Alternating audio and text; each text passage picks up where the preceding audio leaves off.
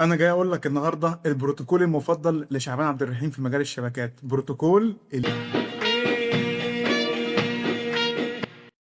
لو ربنا كرمك واشتغلت في شركه وفيها من 50 ل 70 ل 100 سويتش، وفي راوترات وفي فاير وول وفي اجهزه كتيره قوي في الشبكه بتاعتك، وجالك موظف جديد مهندس شبكات لسه جاي جديد وعايز يعمل يوزر نيم جديد ويعمل باسورد جديد يقدر يفتح بيه كل السويتشات والراوترات. بالعقل كده وبالمنطق، هل من الطبيعي ان انا اخش جوه كل سويتش وجوه كل راوتر وجوه كل جهاز اعمل يوزر نيم بريفريج 15 او بريفريج 10 باسورد كذا على كل سويتش؟ وطبعا ما فيش منطق من الاسلوب ده او الطريقه دي. فايه الحل بقى بتاع النهارده؟ هو ان احنا هنجيب سيرفر، السيرفر ده هنوصله بالشبكه بتاعتنا وهنشغل عليه سيرفيس او هنشغل عليه خدمه اسمها التريبل اي. طيب دي بتشتغل ازاي او عباره عن ايه؟ التريبل اي بتشتغل عن طريق ثلاث كلمات مهمين جدا، وهما الاوثنتيكيشن والاوثورايزيشن والاكاونتنج. ايه بقى الكلام الكبير ده؟ واحده واحده وعلى الهادي. الاوثنتيكيشن، انت مين؟ فانا على السيرفر ده هعمل يوزر هسميه عمر، الباسورد بتاعه من 1 ل6 مثلا. فبمجرد ما اعمل اليوزر بروفايل ده على السيرفر بتاعي هعمل شويه كونفيجريشن كده بسيطه على السويتشات، فاي يوزر هيبقى موجود في السيرفر ده هيقدر يخش. دي عمليه الاوثنتيكيشن. انت مين؟ انت متسجل في داتابيس بتاعت السيرفر بتاعتي، السيرفر بتاع التريبل اي بتاعي ولا لا؟ لو انت متسجل هتخش، مش متسجل مش هتخش. الاوثورايزيشن، داخل تعمل ايه؟ ما هو مش كل الناس يا جماعه مسموح لها تعمل كل حاجه. مستحيل الاي تي تيم ليدر او الاي تي اكزيكتيف يبقى زيه زي النتورك ادمنستريتور، يبقى زيه زي نتورك انجينير، يبقى زيه زي واحد نتورك انترن مثلا، واحد بيتدرب. مستحيل. البريفليج بتختلف وكل واحد مسموح له يعمل حاجات وممنوع انه يعمل حاجات. فمثلا لو موظف جديد مهندس جديد لسه جاي يشتغل في الشركه، ممكن يكون مسموح له على السويتش اوامر الشو، يشوف البورتات مين فيهم مقفول مين فيهم مفتوح، معمول بورت شانل ولا لا، يبص يتفرج. بس لما يعمل كونفيجريشن لا، مش دلوقتي. طيب الكونفيجريشن بقى مين اللي هيعمله؟ مثلا الراجل اللي اقدم منه او النتورك ادمنستريتور، فده مسموح له بحاجات اعلى، بريفليج اعلى. فالاوثنتيكيشن انت مين، الاوثورايزيشن داخل تعمل ايه، الاكونتنج بقى ان انا بسجل كل حاجه انت دخلت تعملها. فانا بسجل ان الشخص اللي اسمه عمر دخل الساعه 6 المغرب مثلا، ودخل عمل شو انترفيس ستاتوس وعرف البورتات بتاعتنا عامله ازاي، او دخل عمل شو لايثر تشانل وعرف عندي كام بورت شانل، او دخل عمل كونفيجريشن للبورت سكيورتي، او دخل عمل كونفيجريشن للدي اتش سي بي، وهكذا. فبقدر اعرف امتى وفين واليوزر نفسه عمل ايه. هم دول التريبل اي. طيب ايه هو البروتوكول المسؤول عن عمليه التريبل اي في الشبكه بتاعتي او عمليه الاوثنتيكيشن والاوثرايزيشن والاكونتنج؟ بروتوكول مشهور جدا اسمه 802.1 اكس. ده وظيفته الاولى والاخيره هو اللي واقف على الباب بيحدد مين يخش جوه الشبكه بتاعتي ومين لا، عن طريق الداتابيز اللي انا عاملها على السيرفر بتاعي، اللي انا حاطط فيها اليوزر نيم والباسورد بتاع كل شخص. فلو انت دخلت اليوزر نيم ودخلت الباسورد اللي انا عامله اصلا على السيرفر بتاعي، على التريبل اي سيرفر بتاعي، يبقى انت مسموح لك تخش. مين اللي هيسمح لك يخش مين ومين يقفل عليك وما يسمحلكش تخش جوه الشبكه؟ هو البروتوكول ده 802 1 اكس. طب هو البروتوكول ده ليه مكونات او بيشتغل ازاي؟ يعني عايز افهم برضو بشكل اكتر. المكونات بتاعته بسهوله عباره عن اول حاجه اسمها كلاينت، وده جهاز البي سي بتاعك او اللابتوب بتاعك، او ممكن يكون على فكره موبايل بتاعك لو انت داخل واي فاي على الشبكه. ده الشخص اللي عايز يدخل الشبكه، اللي عايز يدخل باسورد الواي فاي بتاع الشبكه بتاعتك ويخش جوه الشبكه عندك. تاني مكون معانا وهو الاوثنتيكيتور، وده السويتش او الراوتر اللي بيسمح للكلاينت ده ان هو يخش. ما طبيعي لو انت موصل جهاز الكمبيوتر بتاعك ده، انت اكيد موصله في السويتش ببورت معين، اهو السويتش ده هو اللي هيسمح انك تدخل جوه الشبكه او لا. هو ده الاوثنتيكيتور، ده الجهاز بتاع النتورك اللي موجود. تالت واخر حاجه معانا الاوثنتيكيشن سيرفر اللي هو التريبل اي سيرفر. هو ده اللي بنسجل فيه اليوزر نيم والباسورد بتاع كل اليوزرات او بتاع كل الموظفين. فلو البي سي ده او اليوزر ده دخل الباسورد صح، ساعتها مسموح له انه يخش جوه الشبكه بتاعتي، يخش جوه النتورك بتاعتي وياخد بقى واي فاي، ياخد انترنت، يخش جوه الشبكه ويكلم بقى اجهزه الموظفين وهكذا. لو كتبها غلط يبقى مش مسموح له. فدلوقتي وبمنتهى البساطه، وحتى انت اللي هتجاوب بنفسك مش انا، لو جيت قلت لك ايه هي بقى حكايه بروتوكول 802 اكس وازاي بتتم عمليه الاوثنتيكيشن بين جهاز الكمبيوتر بتاعك او اللابتوب بتاعك وبين السويتش مثلا او اي جهاز في الشبكه وبين السيرفر بتاع التريبل اي، بتمشي ازاي العمليه؟ فببساطه اول حاجه اللابتوب بتاعك او جهاز الكمبيوتر بتاعك بيبعت رساله ريكويست، بيبعتها لمين؟ للاوثنتيكيتور اللي هو السويتش، بيقول له انا عايز ادخل جوه الشبكه. فالسويتش مش هيعديه كده بسهوله، يقول له لا انا عندي تريبل اي سيرفر، ابعت لي اليوزر نيم والباسورد ومعلومات الدخول بتاعتك. فساعتها السويتش يبعت الرساله دي تاني، جهاز الكمبيوتر قام رادد عليه تاني يقول له اتفضل انا معلومات الدخول بتاعتي اليوزر نيم هو عمر، الباسورد من 1 ل 6 مثلا. ساعتها السويتش ياخد المعلومه المهمه دي بتاعت تسجيل الدخول دي ويبعتها لمين؟ للتريبل اي سيرفر. التريبل اي سيرفر هيشوف عنده في الداتابيز اللي احنا عاملينها، في قاعدة البيانات اللي احنا عاملينها، اليوزر نيم والباسورد والحاجات دي كلها.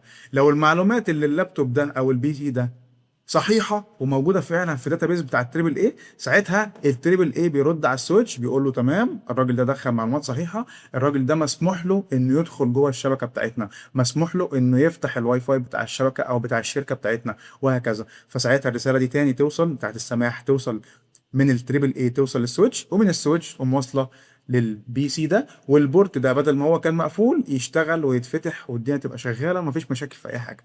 دي العمليه او دي الحكايه او دي الرحله بمنتهى السلاسه، وهو ده بروتوكول 802 1 اكس. طيب انا دلوقتي في نص الكلام قلت لك ان السويتش بيبعت الداتا او معلومات تسجيل الدخول بتاعه البي سي او اللابتوب بيبعتها للتريبل اي سيرفر. طب هو التريبل اي سيرفر ازاي بيتحقق وازاي فعلا بيتاكد من معلومات تسجيل الدخول وباسورد؟ عن طريق حاجتين مهمين جدا اسمهم الريديوس بروتوكول او التكاكس بروتوكول. فالطريقتين دول موجودين جوه التريبل اي سيرفر علشان اتحقق او علشان اتاكد هل معلومات تسجيل الدخول ومعلومات الباسورد اللي بعتها اليوزر هل هي فعلا صحيحه ولا لا. فاحنا عندنا الريديوس او التكاكس. وهنا نرجع بالكلام تاني لورا ونركز ونفرق بين بروتوكول ال 802 1 اكس، هو البروتوكول الاساسي عن اثبات هويه اليوزر اللي داخل جوه الشبكه بتاعتي. قبل ما يدخل جوه الشبكه وقبل ما البورت يشتغل في السويتش لازم الاول يثبت هويته، انت مين؟ ده بروتوكول 802 اكس. التريبل اي سيرفر بقى ازاي بيتحقق او ايه هي الطريقه اللي بيعرف منها ان اليوزر نيم والباسورد ده صح؟ ايه الطريقه نفسها؟ عندنا طريقتين، الريديوس بروتوكول والتكاكس بروتوكول، ودول اللي هنتكلم عنهم بالتفصيل دلوقتي. اول وابسط حاجه بروتوكول الريديوس، ده بروتوكول ستاندرد، بروتوكول شغال ومسموح على جميع الفيندورز، سواء بقى اي شركه عندك، هواوي، اروبا، بروكيد، اتش بي، سيسكو، اي شركه واي فيندور. اما بروتوكول التكاكس فهو متطور ومعمول اصلا من شركه سيسكو. بروتوكول الريديوس بيشتغل باليو دي بي، اذا ده معناه ان هو سريع في نقل البيانات وبيستخدم بورت 18 13 و 18 12، وعلى فكره برضو كان بيستخدم زمان بورت 16 45. طيب وفي التشفير بقى، عمليه تشفير معلومات تسجيل الدخول بتاعت اليوزر بتاع اللابتوب، التشفير المعلومات دي كلها بتاعت اليوزر نيم والباسورد، ايه اللي بيحصل في بروتوكول الريديوس؟ بنعمل تشفير للباسورد فقط، عشان كده هو شغال باليو دي بي فماشي اسرع، فالتشفير بتاعه خفيف، بيعمل تشفير للباسورد فقط. طب هو بالنسبه للامان متوسط، مش احسن حاجه. وده اللي خلاه بيشتغل مع اليوزرز وهم بيخشوا على الواي فاي وهم داخلين على الفي بي ان، الحاجات البسيطه او السريعه. يعني مثلا لو انت شغال في شركه والشركه دي فيها واي فاي وانا عندي يوزرز كتير عامل لهم بروفايلات، فمثلا اليوزر اللي اسمه احمد الباسورد بتاعه من 1 ل 6، الراجل ده فتح التليفون بتاعه وشاف الواي فاي بتاع الشركه فدخل عليها وكتب اليوزر نيم والباسورد بتاعته. ساعتها المعلومه الكامله بتاعت اليوزر نيم والباسورد دي ايه اللي هيحصل لها؟ هتعدي على اقرب سويتش، السويتش هياخدها ويقوم باعتها للتريبل اي سيرفر. التريبل اي سيرفر عشان عامل للريديوس فهتمشي بشكل اسرع عن طريق اليو دي بي، والتشفير هيكون للتشفير للباسورد فقط. فبمجرد ما بنعرف على التريبل اي سيرفر او الريديوس سيرفر بقى في الحاله بتاعتنا دي ان اليوزر نيم والباسورد تمام، ساعتها بكل سهوله الراجل هيقدر يخش على الواي فاي ومفيش مشاكل في اي حاجه. طب اكتشفنا ان اليوزر نيم بايظ او الباسورد غلط، ساعتها مش هيخش ويفضل يحاول تاني وهكذا. دي ببساطه. عشان كده الريديوس عشان سريع وبيستخدم اليو دي بي فبنستخدمه في الواي فاي، في الفي بي ان، في الحاجات الخفيفه السريعه، وبالاخص مع اليوزرز، مع الناس اللي عايز تدخل على الشبكه بشكل سريع وبشكل بسيط. اما التكاكس لا بقى، هنا الكلام بقى هيبتدي يبقى مطور اكتر ويبقى احسن وافضل. فاول حاجه هتلاقي ان التكاكس بتستخدم بروتوكول التي سي بي، وده احسن طبعا وافيد بكتير في السكيورتي كمان. وبنستخدم بورت 49 طبعا، تي سي بي بطيء شويه. والتشفير بقى هنا او الانكريبشن لكل الباكت كلها اللي فيها اليوزر نيم وفيها الباسورد كلها بيتعمل لها انكريبشن. اما الراديوس كان الباسورد بس هو اللي بيتعمل له انكريبشن. طبعا الامان اعلى واقوى، بس عشان هو بيستخدم تي سي بي فهو ابطأ شويه.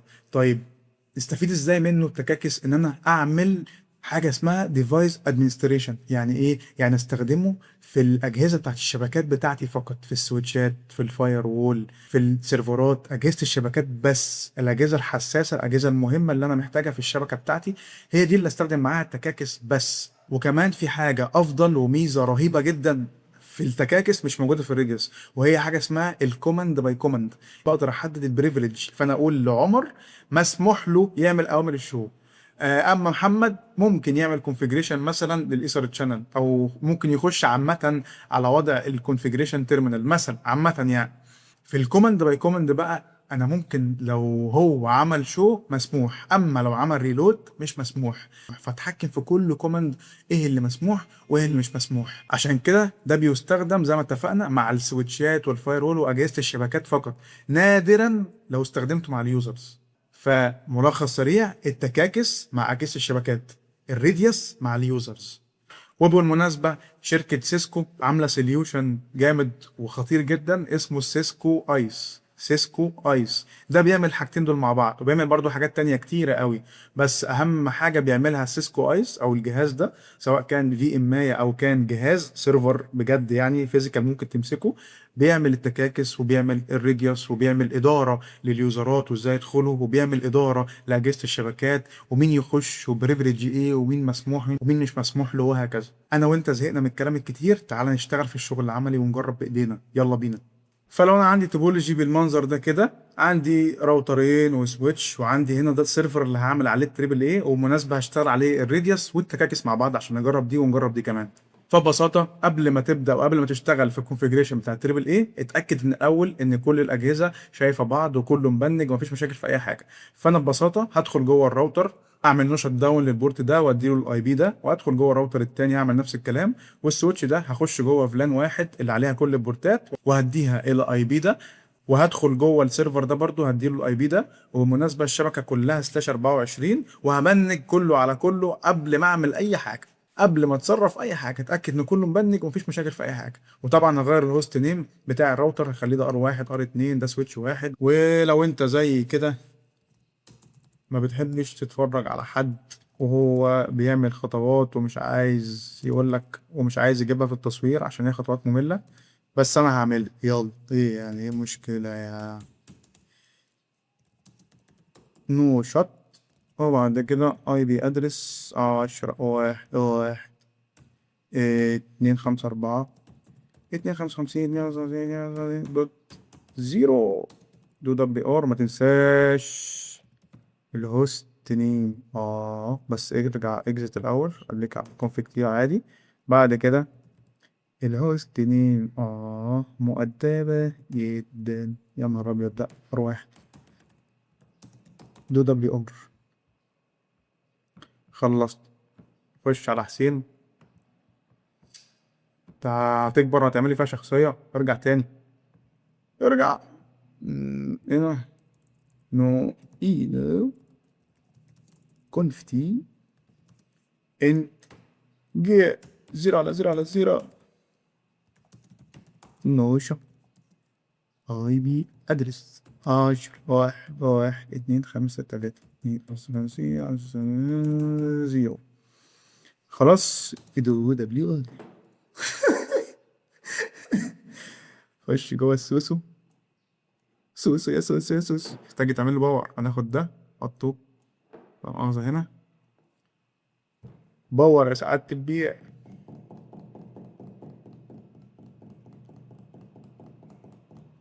الله يكون في عون الناس اللي بياخدوا معايا هيلب ديسك، والله العظيم. الحمد لله انا مسحت الحاجات دي كلها في المونتاج، عشان الحاجات دي لو ظهرت اقسم بالله العظيم الدنيا هتبوظ. نوشة اي بي ادرس واحد واحد اتنين خمسة اتنين دبليو. هنا برضو بالمرة واحنا قاعدين ممكن نعمل بنج 10 واحد واحد على اللوتر. اللوتر شايف اللوتر التاني. عاش. نفتح السيرفر ده برضو نفس الكلام. 10 واحد واحد اتنين 50. ماشي يا اسطى، يا عم شكرا ماشي. اهو 52. بس انا كاشير مش عارف ليه. مع احترامي لكل كاشير طبعا، يعني مش قصدي والله، بس الواحد يكتب ده بسرعة يعني.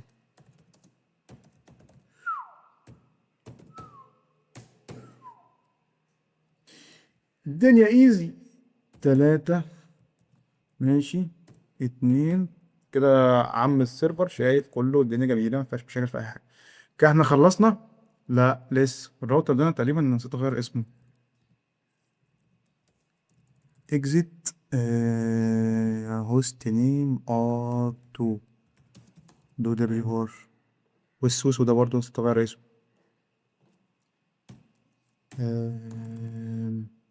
هوست نيم سويتش واحد دو دبليو. كده احنا خلصنا وبنجنا من السيرفر ده على كل الراوترات. بنجنا من السيرفر ده على الراوتر ده شايفه اهو، وبنجنا على الراوتر ده شايفه، وبرده السويتش بنجنا عليه شايفه، كله تمام مفيش مشاكل في اي حاجه. يلا بقى نبدا في الشغل بتاع التريبل اي. هنعمل ايه بالظبط؟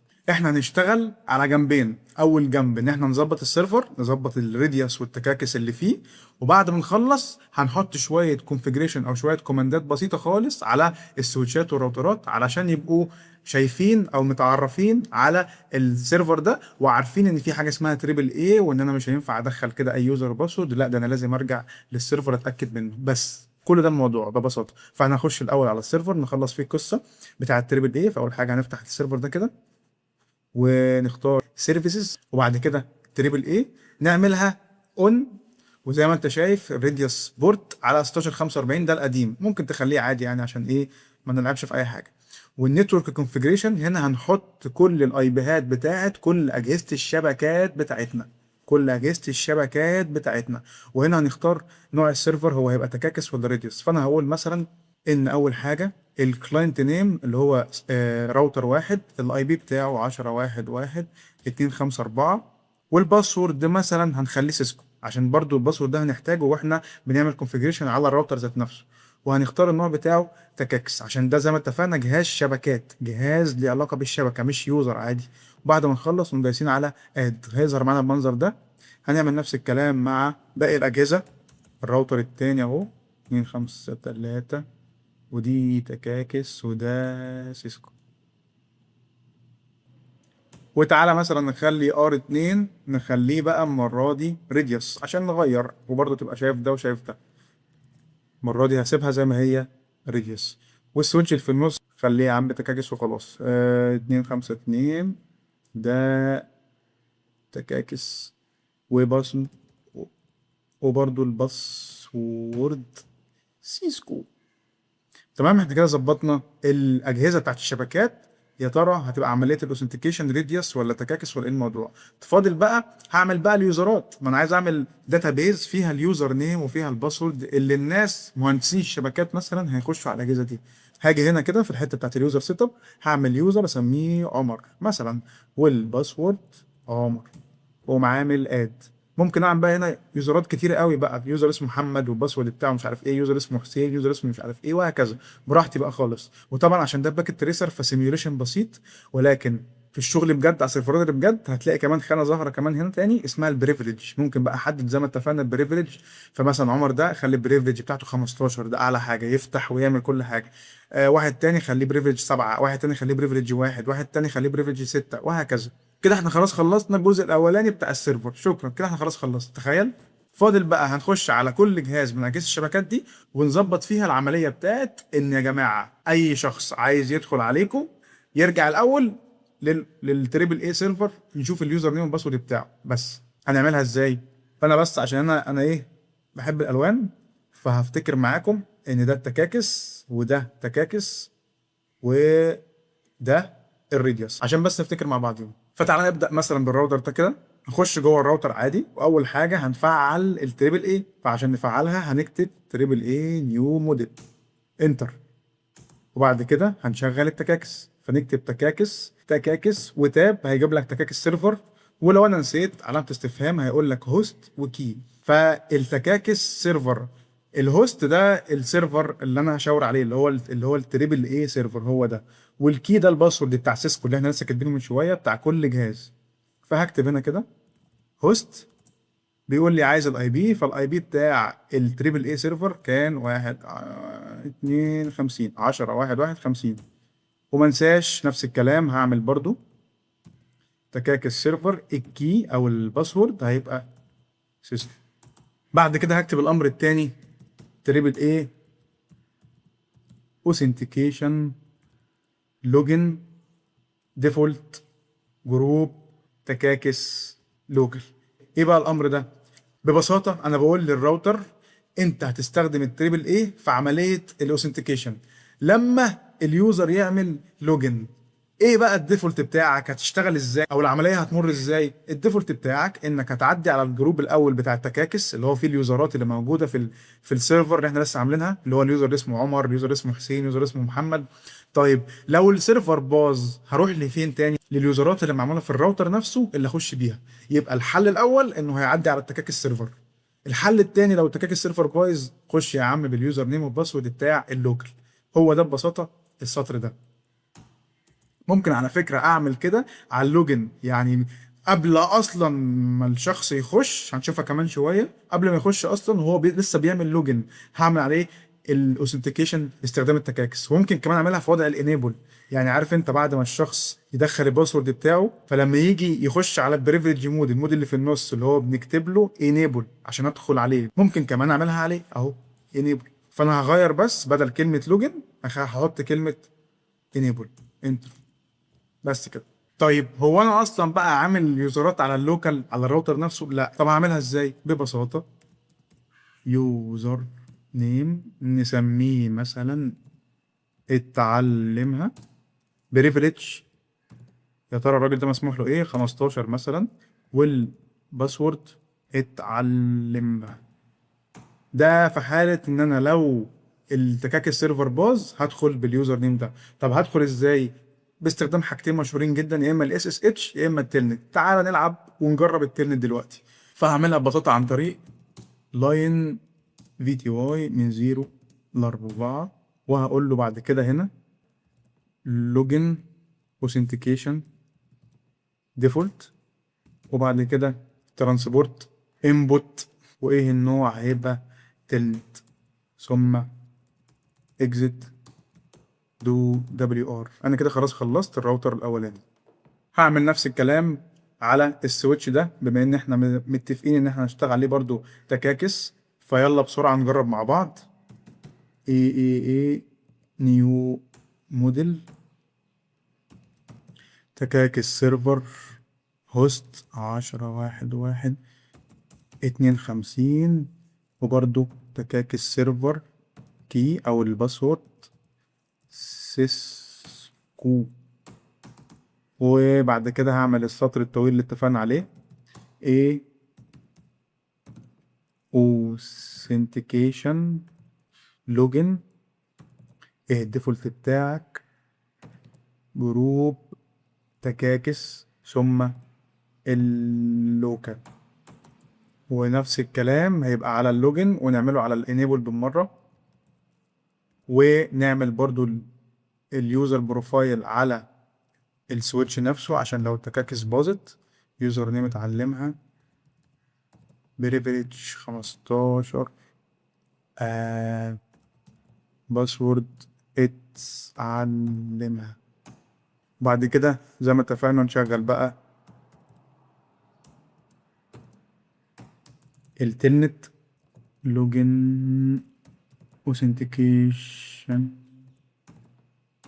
ديفولت ترانسبورت انبوت تلنت exit do WR. ايه بقى اللي هيبقى مختلف سيكا، حاجه يعني لا تذكر في الراوتر ده عشان هنشتغل عليه راديوس؟ هنشوف دلوقتي. تعالى نفتح الراوتر الاول، هنا config t، وبرضه نفس الكلام هنفعل التريبل اي نيو موديل. وهنا بقى هنكتب برضه راديوس سيرفر. بص، المفروض نكتب الاي بي زي التكاكس، لا، فهنا هنكتب بس اسم السيرفر نفسه مش الاي بي بتاعه زي التكاكس. فهكتب بس هنا ايه، هوست مثلا، وبعد كده هكتب الاي بي بقى بتاع مين، بتاع السيرفر. فهكتب ادرس وبعد كده اي بي فيرجن 4، وهكتب الاي بي بتاع التريبل اي سيرفر، وهكتب الاوثنتيكيشن بورت. وزي ما احنا شفنا في السيرفر ان الاوثنتيكيشن بورت اللي كان مكتوب بتاع الراديوس باي ديفولت 1645. وما تنساش الكي او الباسورد هيكون سيسكو. هو ده الاختلاف، او هو ده الفرق الوحيد في الكوماندين دول بس كده. وبعد كده اطلع واكتب بقى السطر الطويل اللي احنا عارفينه بتاع الاوثنتيكيشن على اللوجن، وبعد كده ديفولت جروب. بس هنا بقى المره دي هكتب ايه بالظبط كده، راديوس ثم لوكال. ممكن برضه اعمل نفس الكلام على وضع الانيبل. فكده يبقى معايا اليوزر نيم والباسورد، هيدخل على اللوجن بعد كده يدخل على الانيبل كزياده سكيورتي. وخلاص بقى انت عارف الباقي. هنعمل يوزر نيم نسميه اتعلمها، عشان لو الراديوس سيرفر باظ او حصل له حاجه نعرف ندخل على الراوتر ده. باسورد اتعلمها، ونعمل تلت داين بي دي واي يزيد 4 مثلا، لوجن اوثنتيكيشن ديفولت ترانسبورت انبوت تلنت اكزيت. وما تنساش تسيب الكونفيجريشن وتكتب دو دبليو ار طبعا. خلصنا. نتاكد بقى ازاي ان الكونفيجريشن والحاجات اللي احنا عملناها والتريبل اي ده شغال مظبوط. ببساطه، بمجرد ما نيجي نفتح الراوتر ده كده ونعمل اكزيت اكزيت. بص الراوتر دلوقتي لسه مفتوح جديد، كاني لسه فاتحه حالا جديد. بمجرد ما ادوس انتر، بص في وضع اللوجن، لسه انا هدخل على الراوتر لسه في وضع اللوجن، هكتب الباسورد اللي انا عملته اللي هو كان هنا، اللي هو عمر، والباسورد عمر. فهفتح كده وهكتب عمر والباسورد عمر. بص دخل معايا فين، في الاكسكيوشن مود اللي هو اول مود. بص بمجرد ما اجي اكتب بقى انيبل عشان ادخل على الوضع اللي بعده، هيقول لي دخل باسورد تاني. كوم كاتب عمر. دخلت على طول كونفيج تي. اي حاجه بقى يا عم تعملها، الحياه حلوه ما فيهاش مشاكل في اي حاجه، والدنيا جميله، وهكذا. ده كده ايه على الراوتر ده اللي هو شغال بالتكاكس. نفس الكلام على الراوتر اللي شغال بالراديوس. بص برضو لو جينا عملت كده اكزيت، بص على طول لسه فاتحه جديد اهو، مدخل عمر عمر انيبل عمر عمر كونفيج تي. دلوقتي بقى في موظف جديد زي ما اتفقنا لسه اللي جاي الشركه وعايز يدخل على الثلاث سويتشات دول. طبعا دول مش ثلاثه، ممكن يبقوا 50، ممكن يبقوا 100 سويتش، 100 راوتر، وهكذا. هنقعد بقى نخش على كل جهاز ونعمل يوزر جديد؟ لا، هنا بس هعمل ايه، هفتح بس السيرفر ده زي ما انت شايف كده. وهنا بقى هعمل ايه، هي مره واحده بس هكتب مثلا اليوزر الجديد اللي اسمه مثلا محمد، والباسورد بتاعه محمد، وبعد كده شكرا يا معلم. دلوقتي محمد بمجرد كليكين اتعملوا في 3 ثواني هيقدر يفتح كل السويتشات دي. فلو جينا مثلا فتحنا الراوتر ده كده وخرجنا بره خالص، بص نكتب بقى اسم الراجل الجديد اللي لسه جاي معانا في الشركة محمد، والباسورد بتاعته محمد. شكرا. دخل جوه محمد اهلا بيك يا محمد، دخلت معانا وبقى ليك دلوقتي مسموح انك تعمل كونفيجريشن على السويتشات وعلى الراوترات وعلى كل حاجه في ضغطة ايد. دي اهميه وقوه التريبل اي، ودي حاجه من الحاجات اللي هنتكلم عنها في كورس CCNA اللي بحضر له دلوقتي. ادعوا لي يعني ربنا يكرمني واخلصه على خير. وبفكركم برضو بدبلومة الهيلب ديسك اللي تتعلم فيها من الصفر يعني ايه كمبيوتر وازاي بيشتغل والمكونات بتاعته واغلب المشاكل اللي فيه ازاي نحلها، واساسيات الشبكات ثم اساسيات السكيورتي، واشهر بقى حاجه المشاكل اليوميه اللي هتقابلك لو انت شغال هيلب ديسك. الدبلومه دي مهمه جدا لاي شخص لسه بيبدا في مجال الاي تي وعايز ياخد الخبره العلميه والعمليه ويشتغل كاي تي هيلب ديسك او كاي تكنيكال سبورت في اي شركه. فلو محتاج اي تفاصيل هتلاقي الرقم بتاعي وهتلاقي الواتساب في حته ما في البايو بقى في الديسكريبشن هتلاقيه، وخلاص كلمني وابعت لك كل التفاصيل. حد ما كفايه، متنساش صلي على النبي. اشوفك على خير. السلام عليكم.